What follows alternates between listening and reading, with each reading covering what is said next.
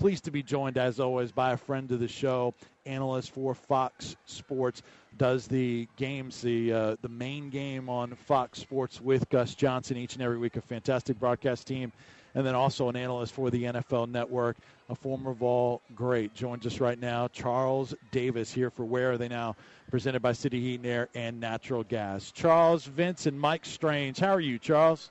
I'm doing well. Mike Strange, how you doing? How you doing, old buddy? Mike, am I still playing the mixed reviews? You are playing the great reviews, buddy. Thank you. I appreciate that. That's kind of you to say. How's it going, we guys? go back a ways. I was when I came on the beat, Charles was still around, finishing up his career here, and to this day, I wish all the players were as cooperative and articulate and as helpful to the media as Charles Davis was. Oh, that's awfully kind of you to say. It's great to have you out there doing what you do, Mike, because you do such a great job. You're fair, you're thorough, and you care. Even when you have to tell people something they don't want to hear, you're very, you do it in such a way that no one can be upset about that part of it. They know you're doing your job. You're such a pro and an even better guy. And I've always appreciated you, and I'm glad I got a chance to tell you this in this forum. Amen. Charles Davis joining us from Fox Sports and the NFL Network. Charles, you had a real nice write-up on Derek Dooley on your website. Yeah. Kind of summarize some of those main thoughts you have about what transpired in the time, and we'll get into the coaching search part of it, but just Derek Dooley's tenure at Tennessee. I think it's a common theme when a person loses their job, especially a high-profile place like a Tennessee where our fan base cares. And not only does our fan base care, our fan base is an educated fan base. Okay, we're not a fan base that's just screaming at everything and anything that goes on. Our people know the game. Our people know the landscape. Our people know situations. So when you're talking about what's going on out there, and when a person like a Derek Dooley is not successful, even our fan base, while understanding that a change had to be made, because I hope that was clear in my thing, that, look, I'm not saying that they shouldn't have made the change. There was no other way at this point based on record, because at the end of the day, it's all about wins and losses, right? We all know that. Doesn't mean that people didn't try, okay? We all try. Not all of us succeed. But there's also, and without getting into it too deep, what he took over was not an ideal situation. Even Dave Hart said it in the press conference. He had a short stick to take in the battle. Now, you've got to sometimes take that short stick and get some work done with it. And Coach Dooley doesn't have enough wins on the resume, or what I would call wins that are recognizable. If you want to call them significant, call them what you want. The LSU 13, 14 guys on the field game is the type of game that comes back and haunts you when your AD has to look at your ledger and say, do you stay or do you go? Because I think if they win that game, right, things change for his football team. The outlook changes. Maybe they win a few more games along the way, but that didn't happen. Coming close, the old adage, close only counts in horseshoes and hand grenades. Close doesn't get it done. They got to get over the hump. And I think when he said, Derek Dooley said, I don't want to coach this last game because I don't want to be a distraction to the team any longer, I understood what he was talking about, having watched a little bit of that debacle we saw in Nashville on Saturday night. That team at that point was done. It was over. It was toast. And there was no other move to be made. But it didn't mean that he didn't try. It didn't mean that the situation he inherited was an ideal one that he had to work through. And had he won a couple of games along the way, like that LSU game, had he beaten Florida this year when he had the opportunity to do so, had those things happened, we wouldn't be having this conversation right now, I don't believe. Because then the program's going in a direction where people can understand, okay, he had a lot to work through. He had to work through some kids who didn't need to be there anymore. He had to work through all those things. I can see some light at the end of the tunnel. Let's keep moving in that direction, because I think the one thing we can all agree on as I go on this filibuster is that continuity is desperately needed at the University of Tennessee. 3 coaches in 6 years in football at our place? mean, come on. That's not supposed to be happening. You're supposed to have coaches that are there for the long haul, and they're all supposed to have success. It's a place set up for success. Now, we can argue about some things behind the scenes, and I don't want to get into a lot of that today, that may be helping inhibit some of that success. And I think, my administrators that I love at my university, I hope they can hear some of this, and they may call me and say I'm wrong, but you need to call me and tell me I'm wrong. Are we doing everything possible to make sure we're competitive in the SEC? Because it is the SEC, in case anyone hadn't figured that part out yet. We can probably be competitive in a few other places the way we are, but we're not going to be competitive in the SEC. What's it going to take to make sure that happens without compromising who we are as a university? And I think that can be done. Right now, I have a few questions that I keep hearing things. I want to get a few answers. Are we doing all of those things? Let's make sure that that's happening so we have a fighting chance in our conference.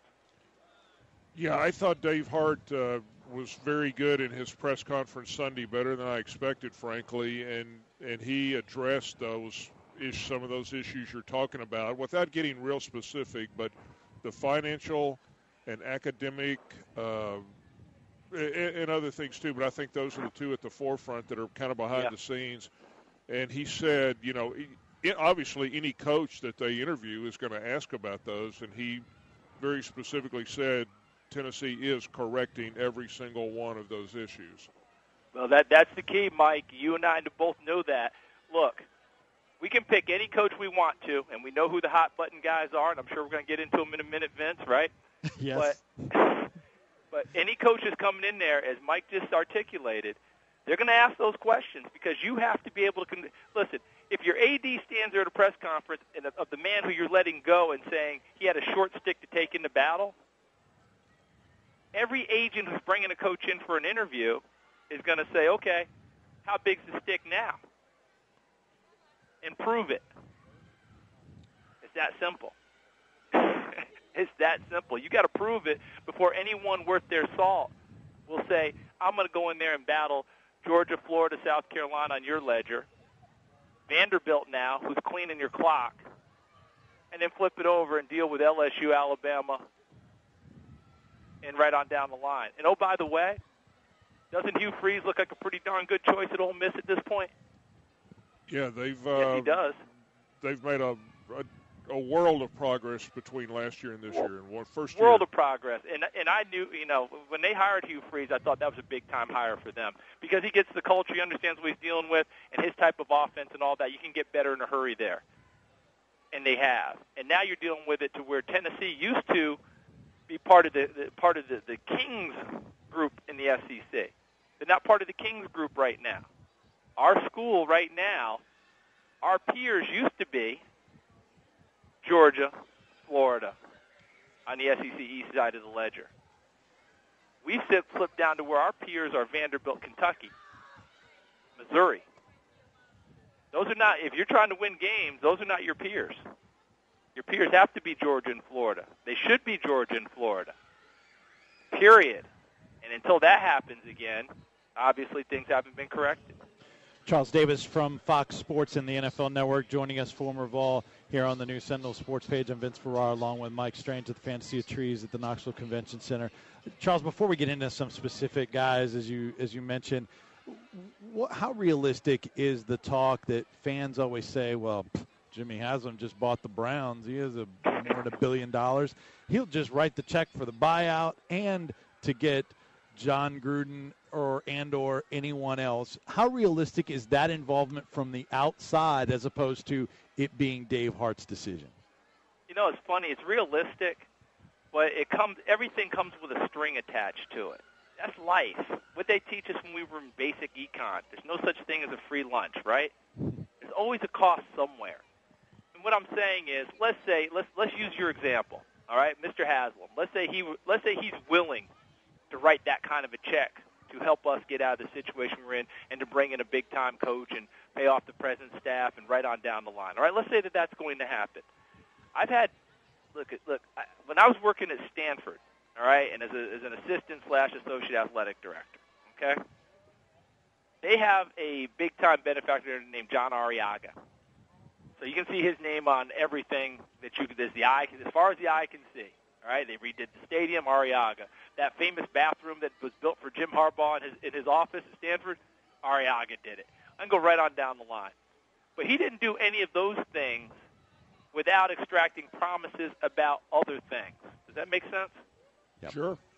In other words, he's not just going to say, I'm going to write you a check and you guys go do what you want. He's going to have some input. He's going to have some say, and rightly so. You don't write that kind of check and just say, here, do what you want with my money.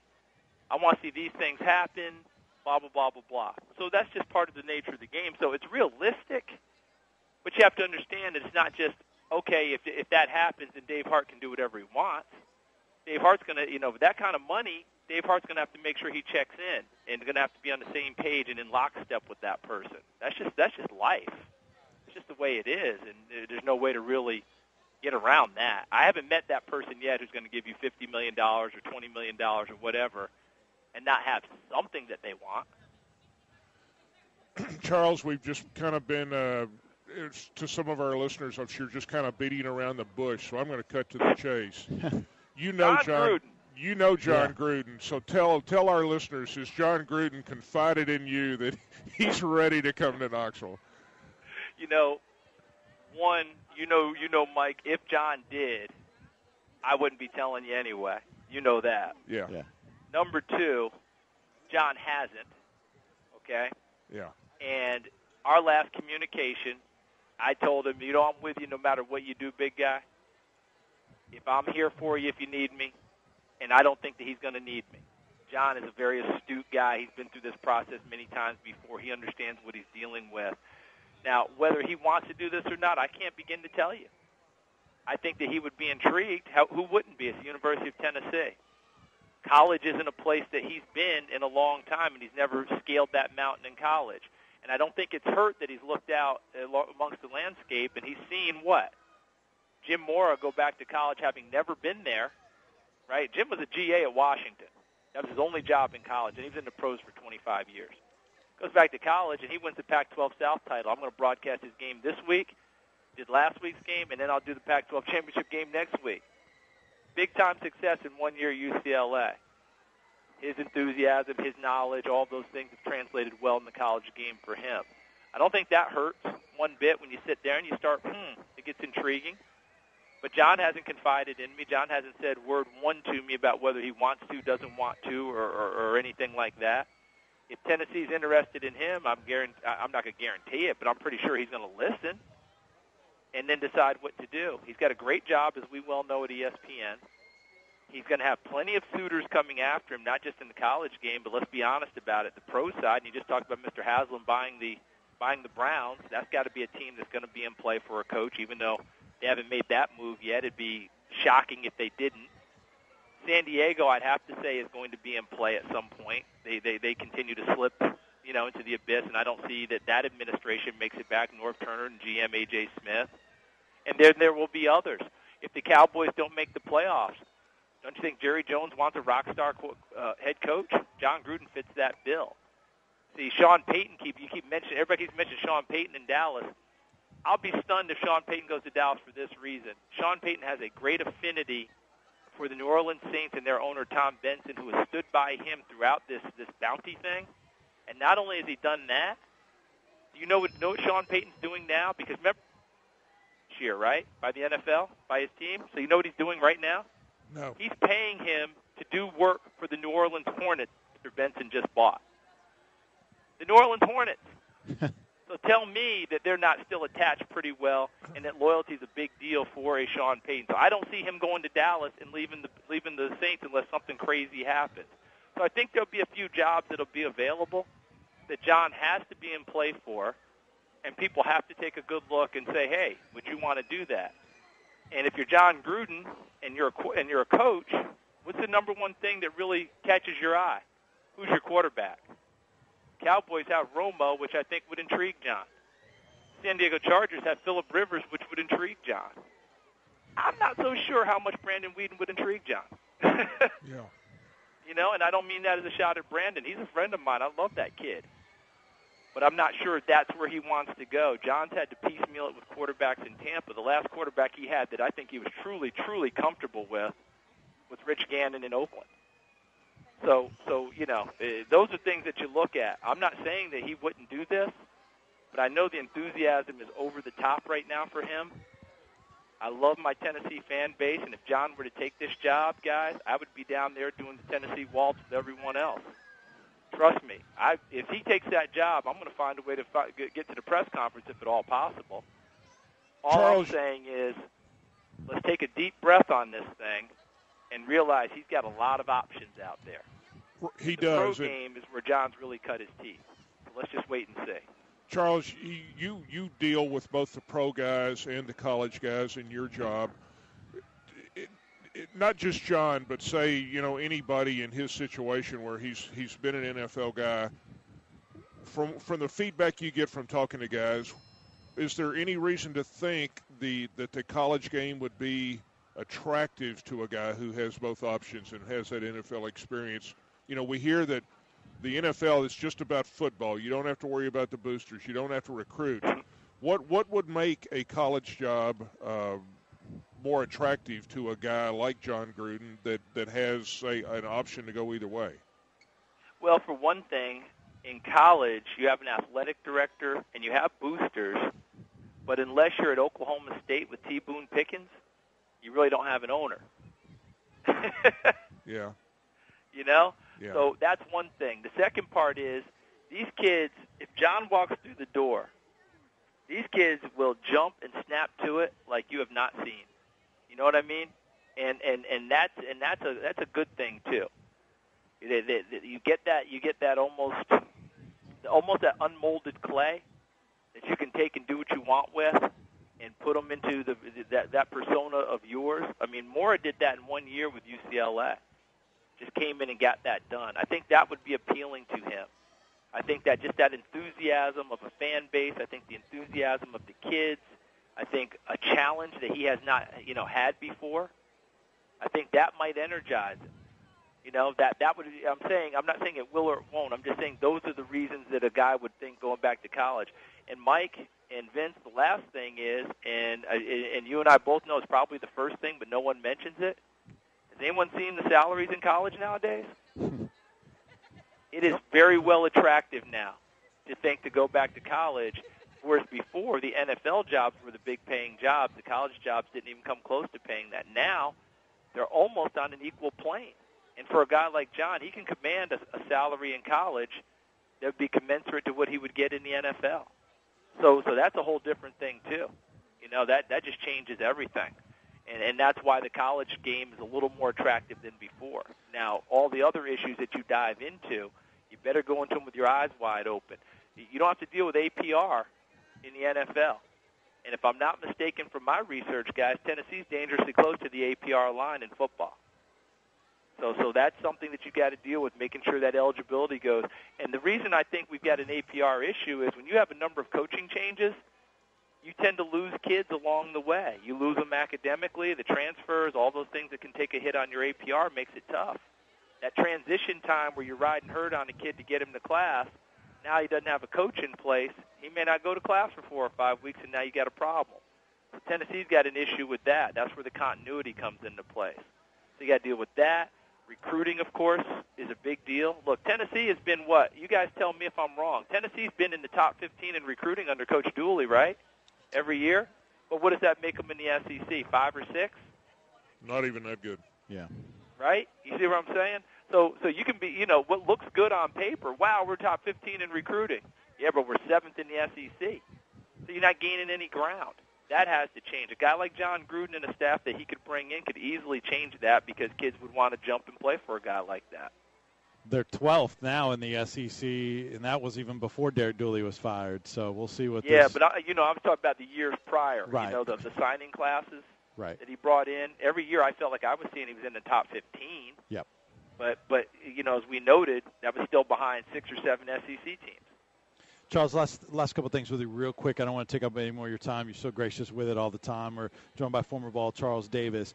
First, is prior head coaching experience a must in your opinion for Tennessee? And then 2, what are some names that are being most frequently connected to Tennessee that you scratch your head and say, no, I don't think that's happening, or wow, that one's intriguing? You know how we always play Lightning 22? Yeah. I'm going to flip it on you, Vince. You're going to have to throw the names at me. Okay. Because I'm not as closely connected that way. So you throw the names at me, and I'll answer your question first. Is prior head coaching experience a must? I don't think it is, but I would like it to be more like what we've talked about.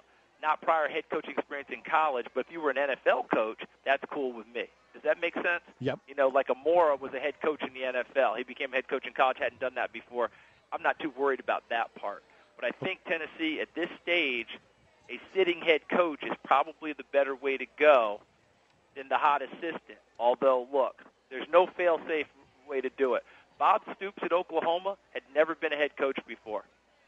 How's that worked out for OU? Did you realize going into this season he was averaging about 10.5 wins a year at Oklahoma? Averaging.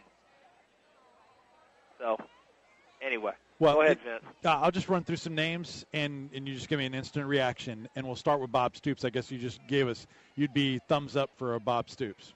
Be a home run hire. And the reason I say that is he's been at Oklahoma a long time now. And what's interesting to me is I hear people at Oklahoma talk about, when are we going to win a big game again? I'm like, really? Seven Big 12 titles, played for the national title 4 or 5 times, won one, and you're worried about winning big games? You people are spoiled. Bobby Petrino. Like everything about him except what you got to deal with as a guy totally. I would have to have a major league sit-down session with Bob Petrino about not just his coaching acumen. I can get past the other stuff if, you know, he's apologetic, he did this, he did that. Look, we're a nation of apologies. And, look, I live in a glass house. I'm not throwing any stones at anyone. As a football coach, he's proven he can win in the SEC. There's no ifs, ands, or buts about it. What I worry about with him is how are you going to treat everyone else in the department?